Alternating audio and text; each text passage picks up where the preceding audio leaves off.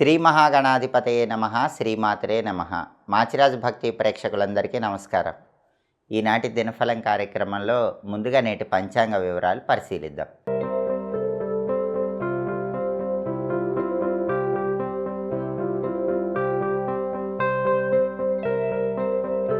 మార్చి 25 మంగళవారం దినఫలాన్ని పరిశీలిస్తే ఏకాదశి తిథి ఉంది, శ్రవణ నక్షత్రం ఉంది. మంగళవారం శ్రవణ నక్షత్రంతో కలిసి వస్తే లంబయోగం ఉంటుంది. ఈ లంబయోగం కష్ట నష్టాలను కలిగిస్తుంది. అంటే 12 రాశుల వాళ్ళు ముఖ్యమైన పని మీద బయటకు వెళ్ళినా, ప్రయాణాలు చేసినా ఏదో ఒక కష్టాలు నష్టాలు కలుగుతాయి. అలా జరగకుండా ఉండాలంటే, లంబయోగం ఉన్న ఇబ్బందులు లేకుండా ఉండాలంటే, ప్రయాణాలు విజయవంతం అవ్వాలంటే, కార్యసిద్ధి లభించాలంటే ఆంజనేయ స్వామి సింధూరం బొట్టు పెట్టుకొని ఒక బెల్లం ముక్క నోట్లో వేసుకొని వెళ్ళండి. అప్పుడు లంబయోగం ఉన్న ఇబ్బందులు ఉండవు. అలాగే రాశిచక్రం చాట్లో గ్రహాల స్టేటస్ తీసుకుంటే మంగళవారానికి అధిపతి అయిన కుజుడు మిథున రాశిలో, బుధుడి ఇంట్లో, శత్రువు ఇంట్లో ఉన్నాడు. కాబట్టి ప్రాపర్టీస్ కొనటం అమ్మటం లాంటివి చేస్తే మాత్రం డాక్యుమెంట్స్ జాగ్రత్తగా చెక్ చేసుకోవాలి. అలాగే రియల్ ఎస్టేట్లో ఆలోచించి అడుగులు వేయాలి. మీ బ్రదర్స్తో ద్వాదశ రాశుల వాళ్ళు జాగ్రత్తగా మాట్లాడాలి, లేకపోతే గొడవలు అయ్యే అవకాశం ఉంటుంది. అలాగే శ్రవణ నక్షత్రానికి అధిపతి అయిన చంద్రుడు మకరంలో, శని ఇంట్లో, శత్రువు ఇంట్లో ఉన్నాడు. 12 రాశుల వాళ్ళకి కొద్దిగా మానసిక అశాంతి, ఒత్తిడి, అలజడి ఇలాంటివన్నీ కూడా ఉంటాయి. ఫ్లక్చుయేటింగ్ థాట్స్ ఉంటాయి. స్టెబిలిటీ అనేటటువంటిది మెంటల్గా పెంచుకోవాలి. అంటే స్థిరమైన నిర్ణయాలు తీసుకోవాలి. ఆందోళన వదిలిపెట్టే ప్రయత్నం 12 రాశుల వాళ్ళు ఖచ్చితంగా చేయాలి. అలాగే నక్షత్ర బలాన్ని బట్టి కొన్ని ముఖ్యమైన పనులు చేసుకోవచ్చు. శ్రవణ నక్షత్రం ఉంది కాబట్టి అన్నప్రాసన, నామకరణం, సీమంతం ఇలాంటి కార్యక్రమాలన్నీ చేసుకోవచ్చు. చెవులు గుట్టించడం, అక్షరాభ్యాసం అవి కూడా చేసుకోవచ్చు.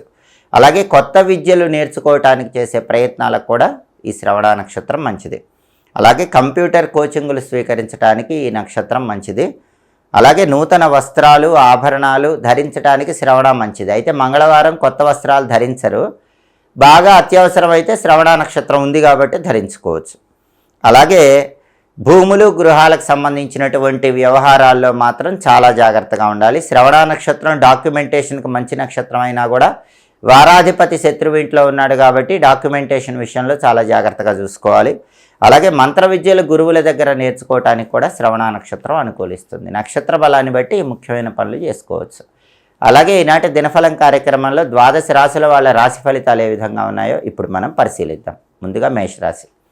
మేషరాశి వాళ్ళకి ఈరోజు ప్రధానంగా బంధుమిత్రులతో విరోధాలు ఏర్పడే సూచనలు ఎక్కువగా ఉన్నాయి. కాబట్టి బంధువులతో కానీ మిత్రులతో కానీ మాట్లాడేటప్పుడు గొడవలు రాకుండా జాగ్రత్తగా మాట్లాడుకోవాలి. అలాగే మేషరాశి వాళ్ళకి ప్రతి పనిలో కూడా అభివృద్ధి అనేది కొంచెం తగ్గుతూ ఉంటుంది. అయినప్పటికీ మనోధైర్యాన్ని కోల్పోకుండా ఆత్మవిశ్వాసంతో ముందడుగు వేయటం ద్వారా మళ్ళీ అద్భుతమైన పురోభివృద్ధిని అందిపుచ్చుకోవచ్చు. తదుపరి వృషభ రాశి. వృషభ రాశి వాళ్ళకి ఈరోజు పిత్రార్జిత ఆస్తిపాస్తుల పరంగా అదృష్టం కలిసి వచ్చే సూచనలు ఉన్నాయి. పిత్రార్జిత ధనము కలిసి రావడానికి కూడా అవకాశాలు ఎక్కువగా ఉన్నాయి. చేస్తున్న ప్రతి పనిలో కూడా విజయం వరిస్తుంది, కార్యసిద్ధి లభిస్తుంది. అనుకున్న పనులు అనుకున్నట్లు దిగ్విజయంగా పూర్తి చేసుకుంటారు. తదుపరి మిథున రాశి. మిథున రాశి వాళ్ళకి ఈరోజు అగ్ని వల్ల భయము కలిగేటటువంటి సూచనలు ఉన్నాయి. అగ్ని, ఫైర్కి దూరంగా ఉండే ప్రయత్నం చేయటం అవసరం. అలాగే మిథున రాశి వాళ్ళకి ఈరోజు ధన నష్టం కలిగే సూచనలు ఉన్నాయి కాబట్టి ధనాన్ని ఖర్చు పెట్టేటప్పుడు 1కి 10 సార్లు ఆలోచించి జాగ్రత్తగా ధనాన్ని ఖర్చు చేసుకోవాలి. తదుపరి కర్కాటక రాశి. కర్కాటక రాశి వాళ్ళకి ఈరోజు ఉద్యోగపరంగా అధికారుల మన్ననలు పొందే సూచనలు ఎక్కువగా ఉన్నాయి. అంటే బాస్ మిమ్మల్ని మెచ్చుకునే అవకాశాలు చాలా ఎక్కువగా కనిపిస్తున్నాయి. ప్రమోషన్ ప్రయత్నాలు కూడా కర్కాటక రాశి వాళ్ళకి చక్కగా అనుకూలిస్తాయి. తదుపరి సింహరాశి. సింహరాశి వాళ్ళకి ఈరోజు విద్యా ఉద్యోగ రంగాల్లో ఉత్తీర్ణత సాధించలేకపోవటం అనేది జరుగుతుంది. అంటే విద్యారంగంలో ఉంటే కనుక ఎగ్జామ్స్లో తక్కువ మార్కులు రావటం లేదా ఫెయిల్ అయిపోవటం, ఉద్యోగ రంగంలో ఉంటే ఏదైనా ప్రమోషన్ కోసం టెస్టులు పెడితే ఆ టెస్టుల్లో సరిగ్గా పర్ఫామ్ చేయలేకపోవటం, ఇలా విద్యా ఉద్యోగ రంగాల్లో కొన్ని ఒడిదుడుకులు అనేటటువంటివి సింహరాశి వాళ్ళకి కనిపిస్తున్నాయి. అయినప్పటికీ మనోధైర్యంతో వాటిని అధిగమించే ప్రయత్నం చేయాలి. అలాగే సింహరాశి వాళ్ళకి ఈరోజు లేనిపోని అపనిందలు ఎదురయ్యే సూచనలు ఉన్నాయి కాబట్టి నలుగురితో వ్యవహరించేటప్పుడు జాగ్రత్తగా ఉండండి. మీ మీద నింద రాకుండా, మాట పడాల్సిన అవసరం రాకుండా జాగ్రత్తగా మాట్లాడినట్లయితే ఈరోజు ఆ సమస్య నుంచి బయటపడవచ్చు. తదుపరి కన్యారాశి. కన్యారాశి వాళ్ళు ఈరోజు అనుకున్న పనులు అనుకున్నట్లు దిగ్విజయంగా పూర్తి చేసుకుంటారు. కార్యసిద్ధి ఏర్పడుతుంది. అనేక మార్గాల్లో ధన ఆదాయం కోసం చేసే ప్రయత్నాలన్నీ చక్కగా అనుకూలిస్తాయి. తదుపరి తులారాశి. తులారాశి వాళ్ళకి ఈరోజు మాతృ సౌఖ్యం ఉంటుంది.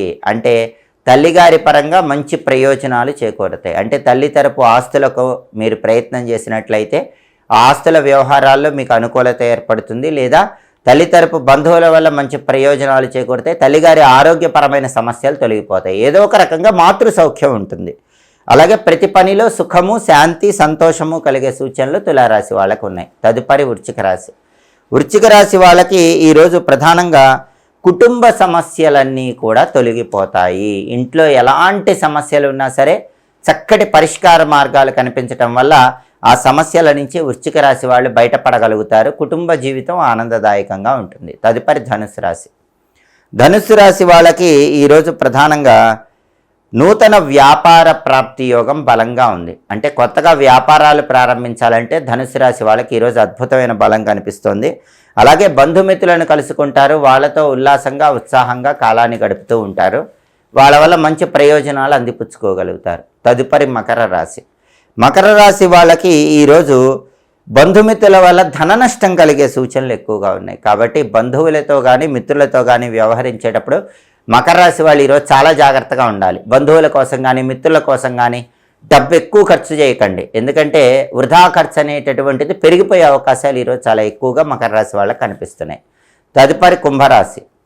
కుంభరాశి వాళ్ళకి ఈరోజు వాహన ప్రమాదాలు కలిగే సూచనలు ఎక్కువగా ఉన్నాయి. బండి మీద కానీ కారులో కానీ వెళుతున్నప్పుడు ఏదో ఒక యాక్సిడెంట్ కానీ దెబ్బ తగలటం కానీ గండం అనేది కనిపిస్తోంది. అలా జరగకుండా వెల్లుల్లిపై దగ్గర ఉంచుకోవటం, దుర్గాదేవికి పూజ చేసిన కుంకుమ బొట్టు పెట్టుకోవటం, ఆంజనేయ స్వామికి పూజ చేసిన సింధూరం బొట్టు పెట్టుకోవటం, ఇవి చేసి వెళ్ళండి. వాహన ప్రమాదాలు జరగవు, ప్రయాణాలు విజయవంతమవుతాయి, కార్యసిద్ధి లభిస్తుంది.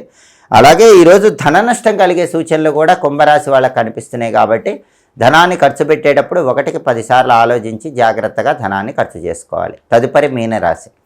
మీనరాశి వాళ్ళకి ఈరోజు ప్రధానంగా ఏ పని ప్రారంభించినా సరే ఆ పనిలో అనుకూల ఫలితాలే ఉంటాయి. మాతృ సౌఖ్యం ఉంటుంది. తల్లిగారి వల్ల విశేషమైన లాభాలు చేకూరుతాయి. తల్లిగారి ఆరోగ్యం బాగుంటుంది. తల్లి తరపు ఆస్తుల కోసం చేసే ప్రయత్నాలు అనుకూలిస్తాయి. తల్లి తరపు బంధువుల వల్ల కూడా మంచి అనుకూల ఫలితాలు కనిపిస్తాయి. అలాగే ఈరోజు ప్రతి పనిలో కూడా మీనరాశి వాళ్ళకి సుఖము, శాంతి, సౌఖ్యము లభించే సూచనలు ఎక్కువగా ఉన్నాయి. 12 రాశుల వాళ్ళకి అనుకున్న పనులు అనుకున్నట్లు దిగ్విజయంగా పూర్తి కావాలంటే ఈ రోజుకు ఒక ప్రత్యేకత ఉంది. అదే పాప విమోచన ఏకాదశి.